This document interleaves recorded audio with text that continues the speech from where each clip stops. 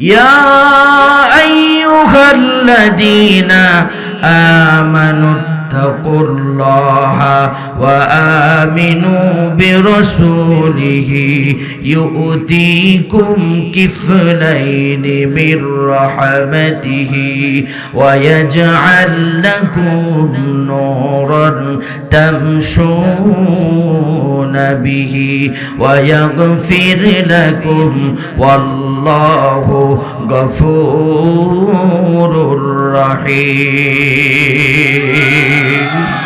আলোচনাটা খুব মনোযোগ দিয়ে শোনার চেষ্টা করবেন আমার ভাইরা।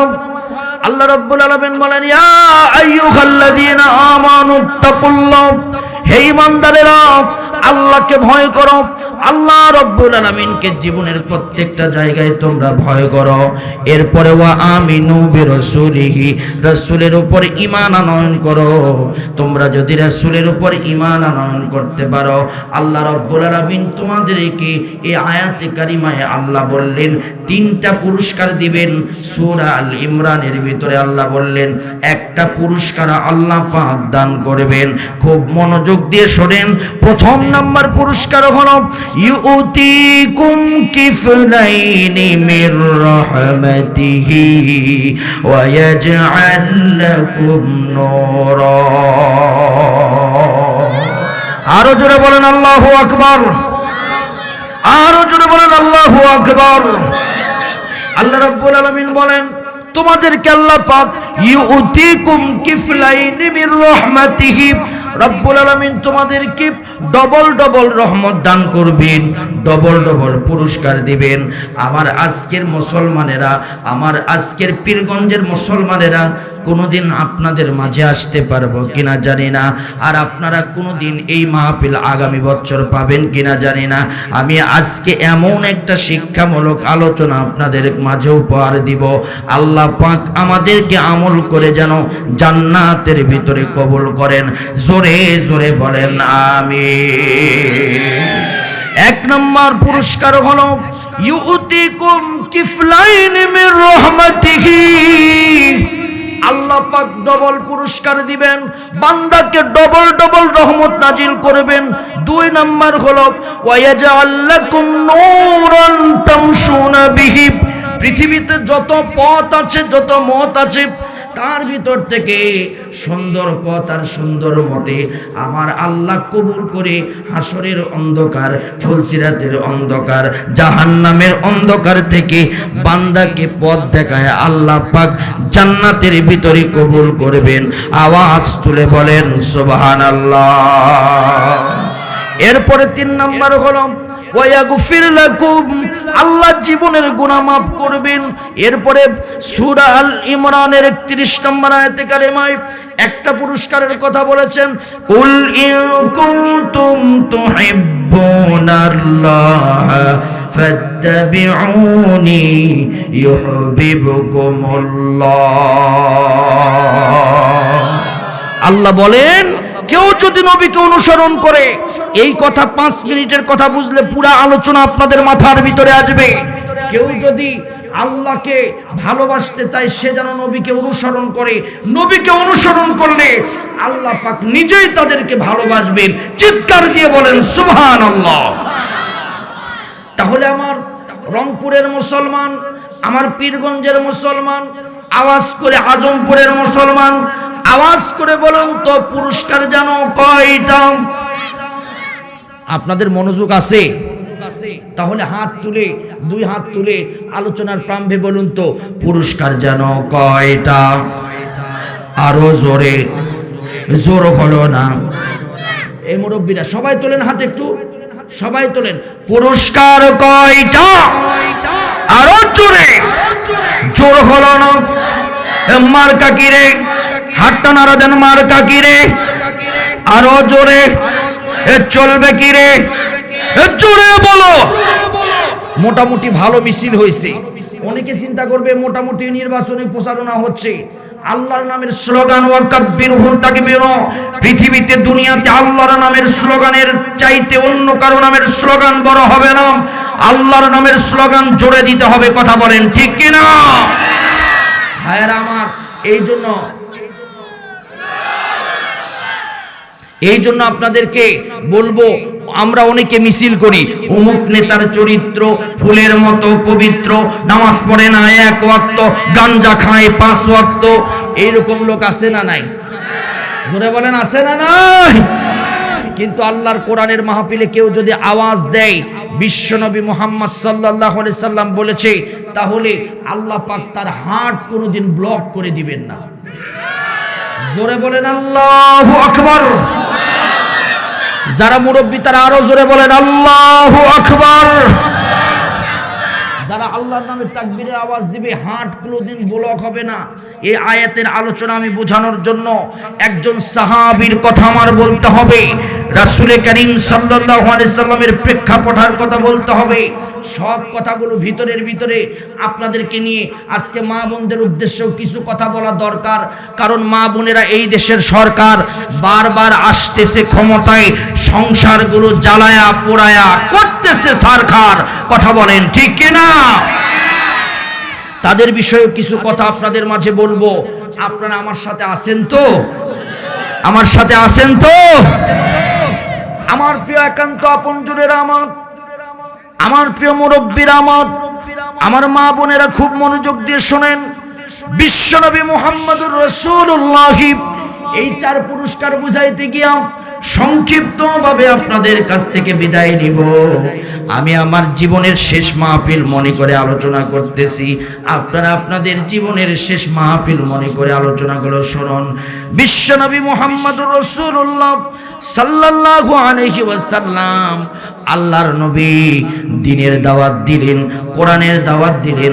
আল্লাহর রাসূলের উপরে কোরআন নাজিল হলো, কোরআন নাজিল হওয়ার পর নবী আমার দাওয়াত দিতে শুরু করলেন, কিন্তু প্রকাশ্য কোরআনের দাওয়াত আমার রাসূল কিন্তু দিতে পারেন নাই।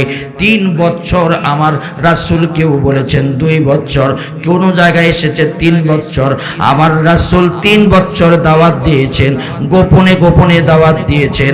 আল্লাহর রাসূল তারপরেও আল্লাহর কোরআনের দাওয়াত কোনদিন বন্ধ করে দেন নাই। আওয়াজ তুলে বলেন সুবহানাল্লাহ। বিশ্বনবী যখন গোপনে গোপনে কালেমার দাওয়াত দিয়েছেন, আল্লাহর নবীর হাতে হাত দিয়ে কালেমা পড়েছেন। গোপনে গোপনে সাহাবীরা আল্লাহর রাসূলের হাতে হাত দিয়া শাহাদাতের কালেমা পড়েছেন। বিশ্বনবীর একজন জলিলুল কদর সাহাবীর কথা আপনাদেরকে বলি, নাম হলো আবু সালামা। আমার ভাইয়েরা, আবু সালামা রাসূলের হাতে হাত দিয়ে কালিমা পড়ে মুসলমান হয়ে গিয়েছেন। আবু সালামা কালিমা পড়ার পর একা একা শুধু কালিমা পড়েন নাই, আবু সালামা তার স্ত্রীকেও কালিমা পড়ে মুসলমান বানায় দিয়েছেন।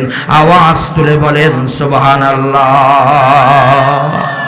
আমার ভাইয়েরা, এখান থেকে একটু অফ করেন, এখান থেকে প্রতীয়মান হয় যে শুধু একা একা ঈমান আনয়ন করলে হবে না, ঈমান আনয়ন করতে হবে, নিজের সন্তান সন্ততিদেরকেও ঈমানের পথে পরিচালিত করতে হবে, নিজের স্ত্রীদেরকেও ঈমানের পথে পরিচালিত করতে হবে। আমার ভাইয়েরা, আবু সালামা একাই ঈমান আনয়ন করেন নাই, আবু সালামা তার সন্তান সন্ততিদেরকে নিয়ে, আমার ভাইয়েরা, স্ত্রীকে কালিমা পড়ে মুসলমান বানায় দিয়েছেন। আলোচনা লম্বা হয়ে যাবে। সাহাবীদের উপরে কালিমা যখন পড়লেন, আস্তে আস্তে কোরআনের দাওয়াত যখন প্রকাশ্য শুরু হয়ে গেল, সাহাবীদের উপরে নির্যাতন শুরু হলো, তখন কাফির বেঈমানেরা তখন নির্যাতন করলো। আওয়াজ তুলে বলেন তো, আজও কোরআনের দাওয়াত দিতে গেলে নির্যাতন আর নিপীড়ন জোরে বলেন আছে না না? আমার ভাইয়েরা, বিশ্বনবীর কাছে সাহাবীরা বললেন, ইয়া রাসূলুল্লাহ, নির্যাতন আর সহ্য করতে পারি না। আল্লাহর নবী বললেন, হে সাহাবীরা শোনো, একটু তোমরা আল্লাহর প্রতি দীর্ঘভাবে কাজ করো। সাহাবীদেরকে এত নির্যাতন করা হলো, প্রথম নির্যাতন করা হলো, একটুখানি মনোযোগ দিয়ে আলোচনাটা শোনার চেষ্টা করেন। প্রথম নির্যাতন করলো মহিলা সাহাবী, নাম তার হযরতে সুমাইয়া রাদিয়াল্লাহু তাআলা আনহাকে। সুমাইয়ার লজ্জাস্থানের ভিতরে বল্লমটা ঢুকায়া দিল। সুমাইয়াকে বলল, সুমাইয়া তুমি কালিমা ছেড়ে দাও। সুমাইয়া বলল জীবন দিতে পারি কিন্তু কালিমা আমি ছাড়বো না। আমার ভাইয়েরা, হযরত সুমাইয়া কালিমা পড়তে পড়তে ওই বেঈমানদের সামনে সুমাইয়াকে শহীদ করে দেওয়া হলো। আমার একান্ত আপনজনেরা, আমার হযরত আম্মার কি দুইটা ঘোড়া নিয়ে এসে আম্মারকে একদম পাহাড়ের ভিতরে বালির উপরে, উত্তপ্ত বালির উপরে হযরতে আম্মারকে শোয়া দেওয়া হলো। হযরতে আম্মারের পিঠের চামড়াগুলো গলে গলে যাচ্ছিল। হযরতে আম্মারকে ধরে নিয়ে আসা হলো, দুইটা ঘোড়ার সঙ্গে দুইটা পা বেঁধে দেওয়া হলো। দুইটা পা বেঁধে দেওয়ার পর দুই ঘোড়াকে হাঁকায় দেওয়া হলো। মাঝখান থেকে হযরতে আম্মার একদম চিরে ফেটে হযরতে আম্মার শেষ হয়ে গেলেন। আমার ভাইয়েরা, বিশ্ব নবীর উপরেও তারা নির্যাতন করলো। আমার নবী যখন সুন্দর করে কাবার ভিতরে সেজদা দিচ্ছিলেন, আওয়াজ তুলে জবান ছেড়ে দিয়ে বলেন তো, একমাত্র আমাদের মালিক তিনি কে? আর জোরে হাত তুলে বলেন আমাদের মালিক কে? সেজদা হবে কার? হুকুম চলবে কার? সেই নবী আল্লাহর কাছে হাতিমে বসে, কাবার হাতিমে বসে যখন সেজদা দিলেন, বিশ্বনবী মুহাম্মদুর রাসূলুল্লাহর মাথার উপরে ওই পচা উটের নারী বুড়ি চাপায়া দিল।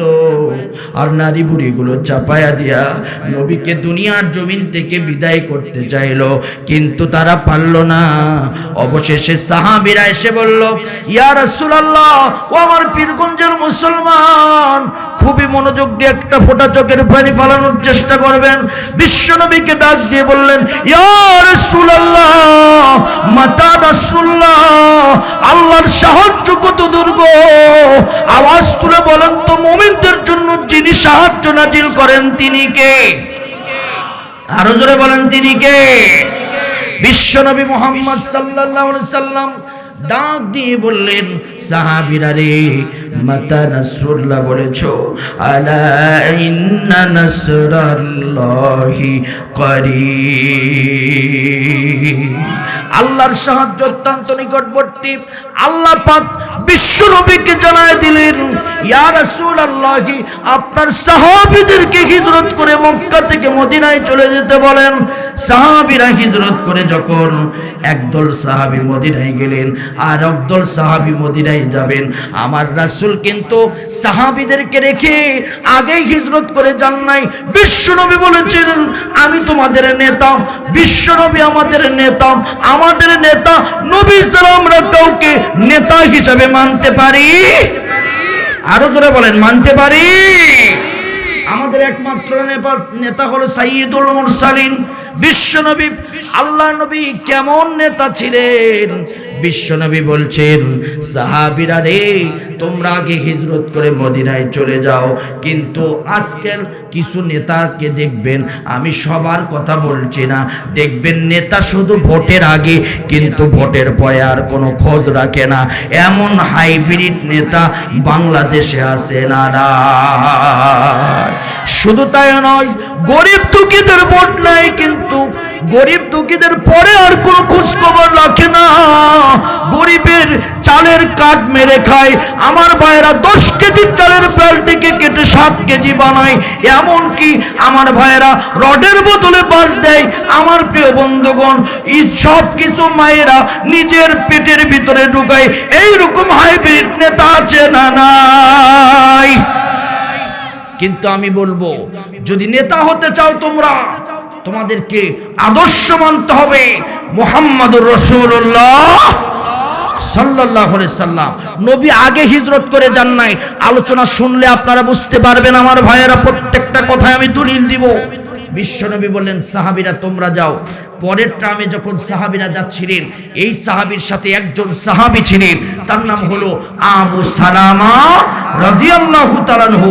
আমি যে আয়াতে কারিমা তেলাওয়াত করেছি, ইউতিকুম কিফলাইনি মির রাহমাতিহি, আল্লাহ পাক ডবল ডবল রহমত দিবে। কেমন করে? নবীকে অনুসরণ করলে, নবীর উপরে ঈমান আনলে ডবল রহমত দিবে। আপনাদের চোখের ভিতরে আঙ্গুল দিয়া আজকে দেখায়া দিয়ে তারপরে মঞ্চ থেকে নামবো। আমার ভাইরা তার স্ত্রী ছিল উম্মে সালামা, অত্যন্ত পরমা সুন্দরী স্ত্রী। ভাইরা আমার একজন বংশীয় ঘরের মেয়ে ছিল। ডাক দিয়ে বলছে চলো দুইজনে হিজরত করে যাব। দুইটা সন্তানকে নিয়ে যখন মক্কার প্রান্তে গিয়েছেন, ওখানে সম্ভ্রান্ত পরিবার। আমার ভাইয়েরা আবু সালামার শ্বশুর বাড়ির লোকজন গিয়ে বাধা দিল, বলল তোমাদেরকে হিজরত করে মদিনায় যাওয়া যাবে না, তোমরা ঈমান ছেড়ে দাও। আমার ভাইয়েরা, আমার প্রিয় বন্ধুগণ, আবু সালামা বলল ঈমান আমি ছাড়ব না, আমার দেহ থেকে রক্ত বের হবে, তারপরে ওই ঈমান বিক্রি করব না, আমি মক্কা ছেড়ে মদিনায় চলে যাব। আমার ভাইয়েরা আবু সালামাকে আটকাতে পারলেন না, তার মেয়ের হাতটা ধরলেন। তার মেয়ের হাত ধরে তার আত্মীয় স্বজনেরা বললেন তোমাকে আবু সালামার সঙ্গে যাইতে দেওয়া যাবে না, কারণ হলো আবু সালামা তোমার স্বামী ঈমান আনয়ন করেছে, তুমি ঈমান ছেড়ে দাও, এর চাইতে ভালো স্বামী তোমাকে দেওয়া হবে। ওই উম্মে সালামা বলছে ঈমান বিক্রি করব না, একবার যখন রাসূলের উপরে ঈমান এনেছি, ওয়া আমিনু বিরাসূলিহি, জীবন চলে যাবে, তারপরে ঈমান ছাড়ব না। উম্মে সালামাকে ঘরের ভিতরে বন্দী করা হলো। উম্মে সালামা ঘরের ভিতরে বন্দী হয়ে গেলেন। আমার একান্ত আপনজনেরা আমার ঘরের ভিতরে বন্দী হয়ে গেলেন। আবু সালামা মক্কা ছেড়ে মদিনায় চলে গেলেন। আমার রাসূল পরবর্তীতে মক্কা ছেড়ে যখন মদিনায় চলে যাবে, রাসূল আমার কাবার দিকে তাকায়া বারবার কাঁদে আর বলে, ও কাবারে, তোকে ছেড়ে যেতে মন চায় না, কিন্তু কাফের বেঈমানেরা এই কাবার কাছে আমাকে থাকতে দিল না।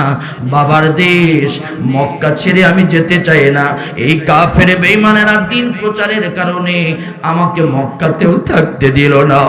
রাসূল তখন মক্কা ছেড়ে যখন যাচ্ছিলেন, তখন রাসূল দোয়া করলেন, রব্বি আদখিলনি মুদখালা সিদকিন ওয়া আখরিজনি মুখরাজা সিদকিন ওয়াজআলনি মিন লাদুনকা সুলতানান নাসীরা। আল্লাহর কাছে হাত তুলে বললেন, আল্লাহ তুমি আমাকে রাষ্ট্র শক্তি দান করো, রাষ্ট্র শক্তি দান করলে আবার আমি মক্কার বুকে ফিরে আসবো। ভাইয়ের আমার, এখান থেকে আলোচনায় বোঝা যায় আমাদের মুসলমানদেরকেও রাষ্ট্র শক্তির দরকার আছে। আমরা মুসলমানেরা যদি, আমার ভাইয়েরা, আমরা খাঁটি ইমানদারেরা যদি রাষ্ট্র শক্তি হাতে পাই, সমকামীর বিরুদ্ধে আমরা সমকামীর পক্ষে কোনো স্লোগান বাংলাদেশে হতে দেব না। আমরা ওই রামবামদের কোনো স্লোগান বাংলাদেশে বাস্তবায়ন হতে দেব না। যদি খাঁটি ইমানদারেরা যদি রাষ্ট্র শক্তি পেয়ে যায়, ট্রান্সজেন্ডারের কোনো আইন বাংলাদেশে বাস্তবায়ন হতে দেবে না। আমার ভাইয়েরা, বইয়ের ভিতরে ইসলাম শিক্ষা, বইয়ের ভিতরে দেব দেবীর শিক্ষা ব্যবস্থাকে মুসলমান কোনোদিন মেনে নেবে না। আওয়াজ তুলে জবান ছেড়ে দিয়ে বলেন ঠিক কিনা? খাঁটি ইমানদারেরা যদি রাষ্ট্র শক্তি পেয়ে যায়, আল্লাহর আইনের বিরুদ্ধে কোন আইন পাস হতে দেবে? আরো জোরে বলেন দেবে? আমার একান্ত আপনজনেরা, আমার রাসূল মক্কা থেকে মদিনায় চলে গেলেন দিন প্রচারের জন্য। খুব মনোযোগ দিয়ে শুনেন আমার ভাইয়েরা, দিন প্রচারের জন্য মাঝে মাঝে হিজরত করা লাগবে, মাঝে মাঝে মার খাওয়া লাগবে, মাঝে মাঝে জেলখানায় যাওয়া লাগবে। তারপরে মুমিন মুসলমান রাসূলের উপরে, আল্লাহর উপরে ঈমান কোনোদিন ছেড়ে দিবে না। আওয়াজ তুলে বলেন ঠিক কিনা? একটা উদাহরণ আপনাদেরকে দিব। বাংলাদেশে আগে জারি গান, পালা গান, সারি গান, আমার ভাইয়েরা ও আমার প্রিয় বন্ধুগণ, ফাইটা যায়, সিরা যায়, জোড়া দেওয়ার জায়গা নাই। এই মমতাজ আপার নষ্ট গানগুলো আগে যুবকরা শুনতো, কিন্তু মিজানুর রহমান আজহারি ভাই যখন বাংলাদেশে আসলো, যুবকেরা এই পীরগঞ্জে কিন্তু একটা মাহফিল সাদুল্লাহপুরে অনুষ্ঠিত হয়েছিল। হাজার হাজার যুবকেরা সকাল থেকে জায়গা নিয়ে বসে পড়েছিল।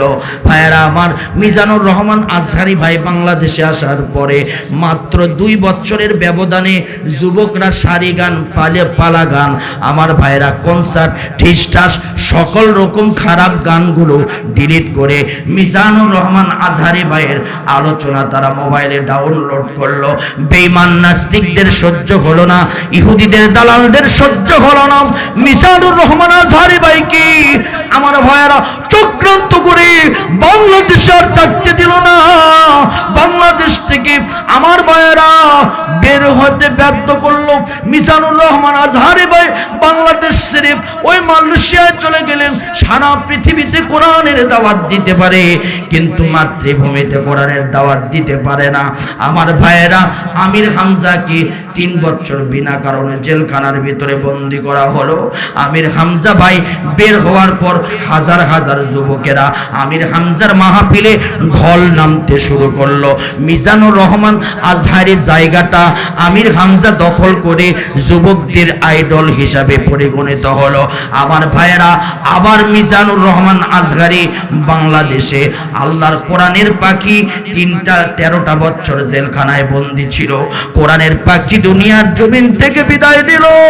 আবার মিজানুর রহমান আজহারি ভাই বাংলাদেশে কোরআনের পাখি বেশে এসে কোরআনের পাখির জায়গা দখল করে কোরআনের খেদমত করবে। এক কোরআনের দায়ী দুনিয়া থেকে বিদায় নিবে, একজন কোরআনের মুফাসসির দুনিয়া থেকে বিদায় নিবে। হাজার হাজার মুফাসসির তৈরি হয়ে আল্লাহর কোরআনের দাওয়াত দিবে।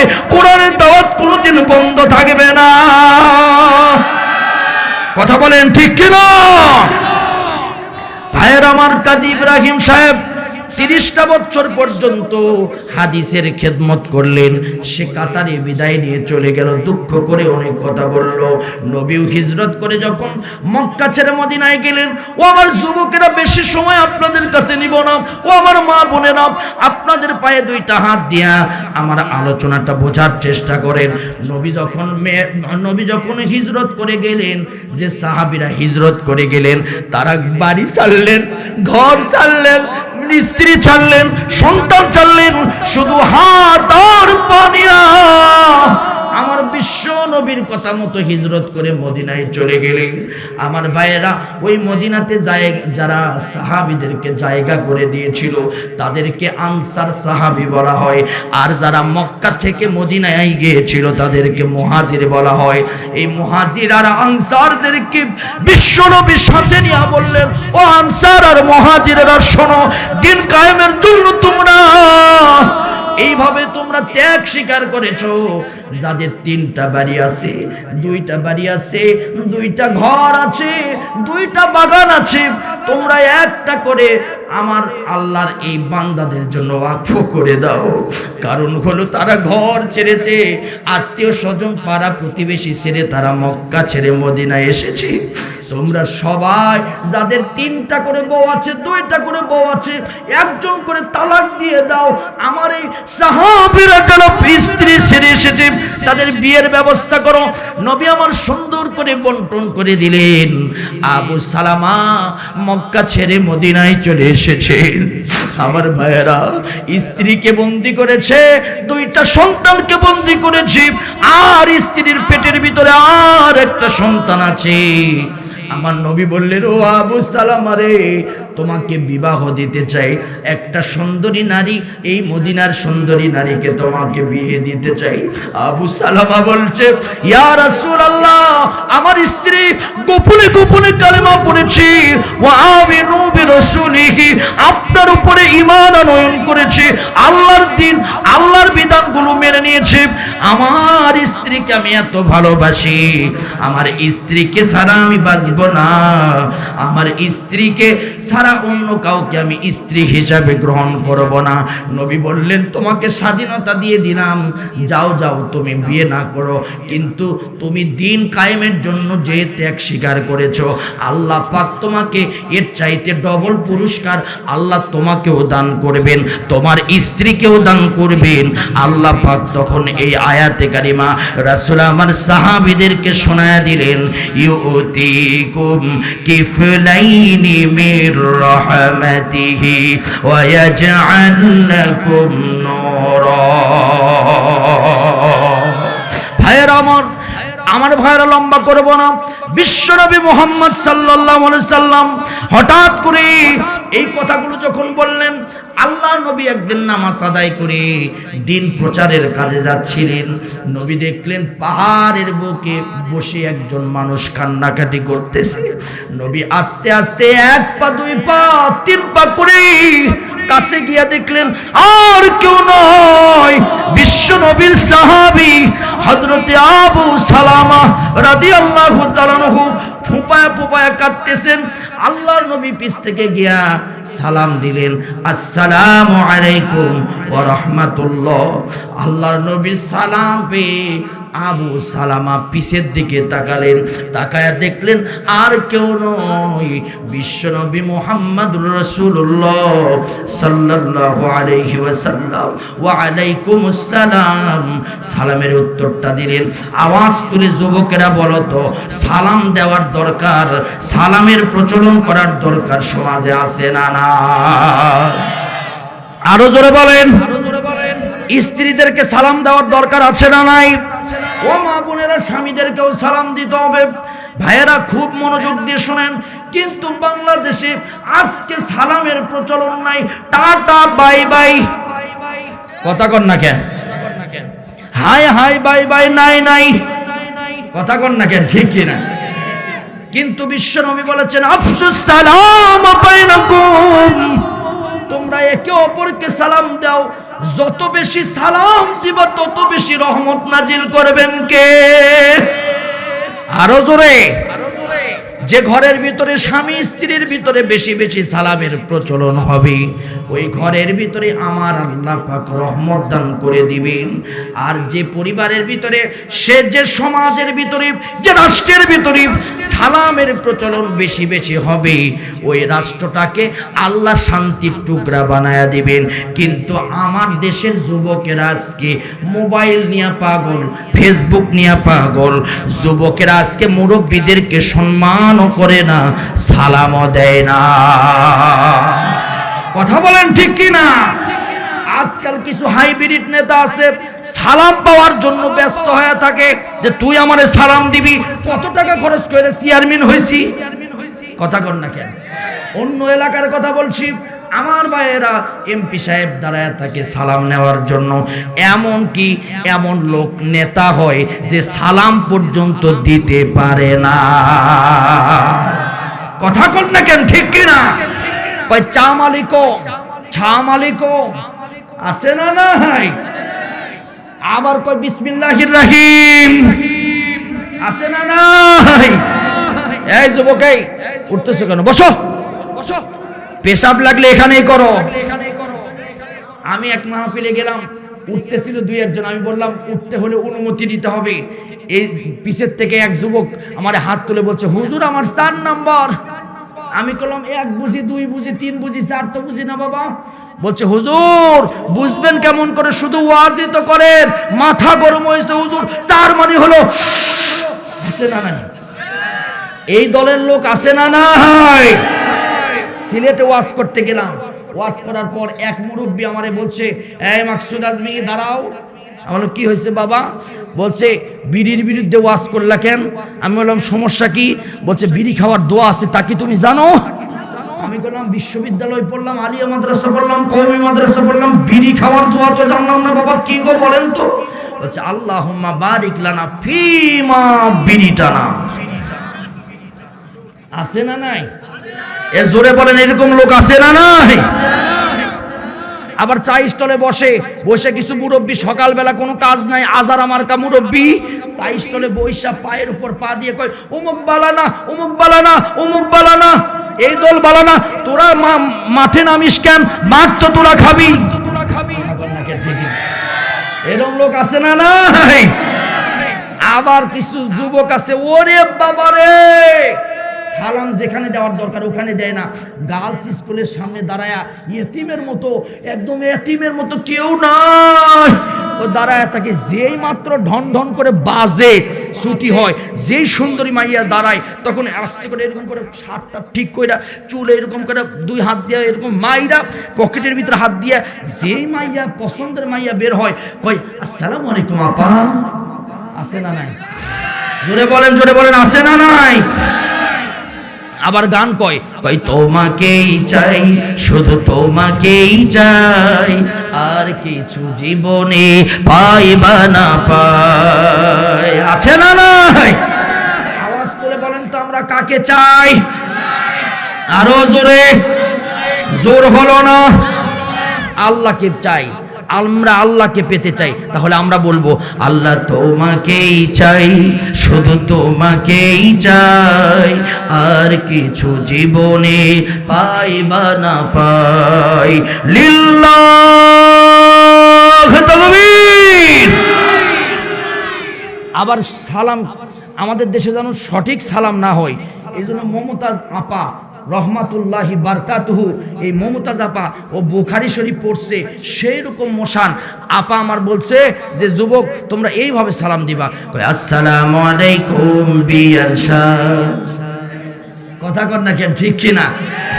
বিয়ান সাহেব এখন কি করবে? ওয়ালাইকুম আসসালাম বিয়াই সাহেব। কই কেমন আছেন বিয়ান সাহেব? কই বুকে বড় জ্বালা। কই কিসের জ্বালা বিয়ান সাহেব? কই নয়া প্রেমের জ্বালা। বিয়ান যদি প্রেমের গল্প করে, ভালো না খারাপ? জোরে বলেন, ভালো না খারাপ? এমন যুবক আছে কয়েকদিন হলো দল কইরা পদ পাইছে, বাপের বিয়ে পড়াইছে যে মুরব্বী, সে মুরব্বীর সামনে দাঁড়ায় বেয়াদব যুবক বলে আপনি কি আমাদের চিনেন? কথা কন না কেন? আছে না? আমার ভাইয়েরা, আলোচনা কি চলবে না রেখে দিব? জোরে বলেন, চলবে না রেখে দিব?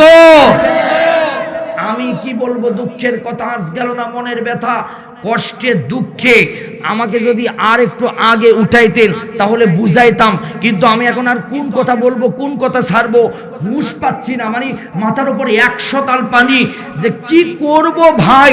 আপনারা যদি সময় দেন, আর মাত্র কিছুক্ষণ সময় আপনারা কি আমাকে দিতে পারবেন ভাই? কি বলবো দুঃখের কথা। মাহিয়া মাহি, ওরে বাবা রে, সেই রকম ট্রাক মার্কা নিয়ে দাঁড়ানোর পর যে কাহিনী, যুবকরা ফেসবুকে ঢুকলে শুধু সিল মারো মাহিয়া মাহির ট্রাকের উপরে, সেই রকম অবস্থা। ভাইয়ের আমার ওই কথা বলবো না, বগুড়ার খেদমত করার জন্য বলছে, আমি বগুড়াবাসীর খেদমত করতে চাই। একজন সুন্দরী নায়িকা, নাম হচ্ছে অপু বিশ্বাস, চিনেন আপনারা? জোরে বলেন, চিনেন? সে বগুড়ার মাইয়া, সে বলছে আমি জীবনে বগুড়াবাসীর একটু খেদমত করতে চাই, এই জন্য প্রধানমন্ত্রীর কাছে দাবি করতেছি, প্রধানমন্ত্রী আমাকে একটু সংরক্ষিত মহিলা আসনে আমাকে একটু এই কাজ করার সুযোগ দেন, আমি বগুড়াবাসীর কিছু খেদমত করতে চাই। এখন নায়ক নায়িকা, গায়ক গায়িকা ওই লাইন ছেড়ে এখন ভালো আস্তে আস্তে খেদমতের লাইনে আসতেছে, যে আমরা একটু খেদমত করতে চাই। কারণ ওই লাইন আস্তে আস্তে এখন আর চলতেছে না, এখন তারা রাজনীতির ভিতরে ঢুকে যাচ্ছে। রাজনীতি করুক, সমস্যা নাই, মানুষের খেদমত করুক, সমস্যা নাই, কিন্তু অপু বিশ্বাস যদি মহিলা সংরক্ষিত আসনের মহিলা সংসদ সদস্য হয়, তাহলে অপু বিশ্বাস সিনেমার পক্ষে কথা বলবে। আমার ভাইয়েরা, যুবকদের চরিত্রগুলো নষ্ট করার জন্য যত নষ্ট ভ্রষ্ট সিনেমা তৈরি করার দরকার, সংসদ থেকে বিল পাস করবে। কথা বলেন ঠিক কিনা? আরো জোরে বলেন ঠিক কিনা? এই জন্য বলবো, যাকে তাকে প্রধানমন্ত্রী আপনি আপনার বিবেকে আপনি দিবেন, যাকে তাকে এই জায়গা নষ্ট করবেন না। এটা একটা সুন্দর পবিত্র জায়গা, যাকে তাকে এখানে দিয়ে হাসির পাত্র বানাবেন না। মাহিয়া মাহি বলছে আমি স্বতন্ত্র ছিলাম, এখন আমি আবার মহিলা সংরক্ষিত আসন থেকে প্রধানমন্ত্রীর দোয়া কামনা করতেছি, যদি আমাকে একটু নেক নজর করে সুযোগ করে দেয়, কাছে তুলে নেই, আমি একটু খেদমত করব। আমার ভাইয়েরা, আমি বলবো খেদমত এমন লোক দিয়ে করাতে হবে যে লোকটা স্বচ্ছ, ন্যায়ের পক্ষে কথা বলবে, ভালোর পক্ষে কথা বলবে, যুবকদের চরিত্রগুলো সুন্দরের পক্ষে কথা বলবে, তাদেরকে দিয়ে খেদমত করাইতে হবে। না হলে যারা নিজেরাই নষ্টা ভ্রষ্টা, তারাই যদি জাতির রাহবার হয়, তাহলে জাতিকেও নষ্ট ভ্রষ্ট করে ছাড়বে। কথা বলেন ঠিক কিনা? এমনি ডিজিটাল যুগ, এখন কিন্তু